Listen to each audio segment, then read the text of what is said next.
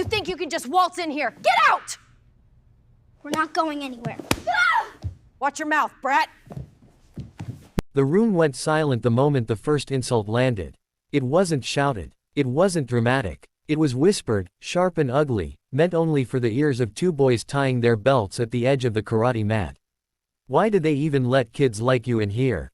The words slipped through the air like a blade, and for a split second, the twins froze, hands still, eyes forward, because they'd heard versions of that sentence their entire lives. Malik and Marcus Johnson were identical in every way people could see. Same close-cropped hair, same lean builds, same calm, observant eyes that missed nothing. What people couldn't see was how different their hearts beat. Malik felt things deeply, every slight lingered like a bruise. Marcus, quieter and sharper, stored his pain away and turned it into focus. Together, they had learned early that the world didn't always welcome boys who looked like them, especially boys who refused to be small. Their mother, Denise, had enrolled them in karate not to teach them how to fight, but to teach them how not to break. Strength, she always said, is knowing who you are when someone tries to tell you you're nothing. The twins took those words seriously. They bowed when they entered the dojo, respected the mats, listened to Sensei Nakamura, and trained harder than anyone else in the beginner-intermediate class. Still, discipline didn't make them invisible. The bullies were always the same three boys. Bigger. Louder. Their laughter echoed just a bit too long whenever Malik or Marcus missed a kick or took a moment to adjust their stance. The comments started subtle, jokes about hair, jokes about names, but over weeks they sharpened into something crueler. You guys only good at fighting on TV. Bet you learned moves in the streets. Each word carried the weight of assumptions the twins never asked for.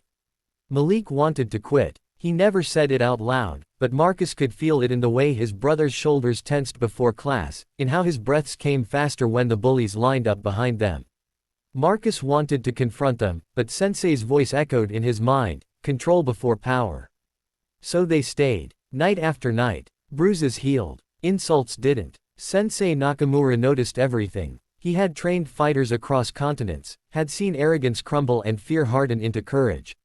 He saw how the twins bowed a fraction deeper than the others, how they stayed late to practice forms long after the mats emptied. He also saw the smirks, the nudges, the way silence became its own kind of cruelty. But Sensei believed lessons learned without interference lasted longer. He waited. The breaking point came on testing day. Parents filled the small viewing area, phones raised, pride glowing in their eyes. Denise sat in the front row, hands clasped tightly, whispering prayers she'd been whispering since the twins were born. The test would include sparring, controlled, supervised, but still enough to reveal who had trained with heart and who had coasted on confidence. When the pairings were announced, fate seemed almost deliberate. Malik was matched with the loudest bully. Marcus with the biggest. Snickers rippled through the class.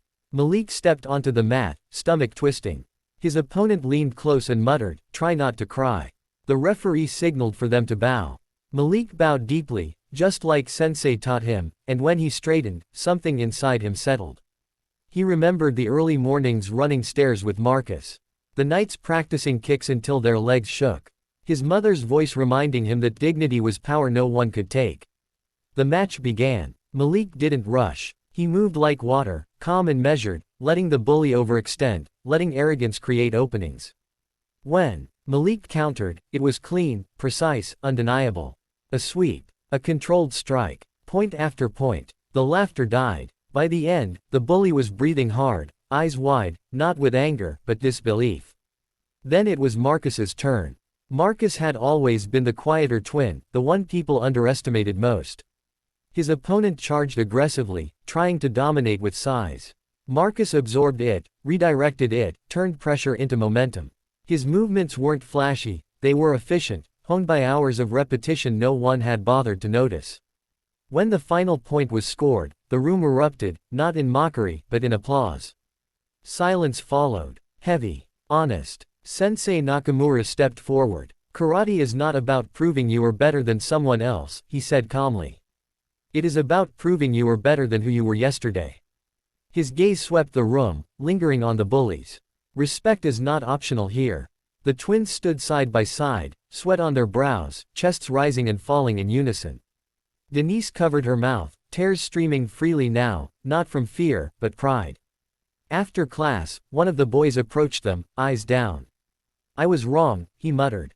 "It wasn't perfect. It wasn't loud. But it was real." Malik exhaled a breath he felt like he'd been holding for years.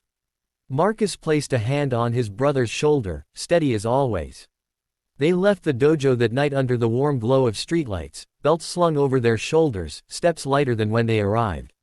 The world outside hadn't magically changed. There would still be whispers, still be people who judged before knowing. But the twins had learned something unshakable. They didn't need permission to belong. They didn't need approval to be powerful. And they didn't need to raise their fists to prove their worth. Because the strongest fighters aren't the ones who strike hardest, but the ones who stand tall, disciplined and unbroken, when the world expects them to fall.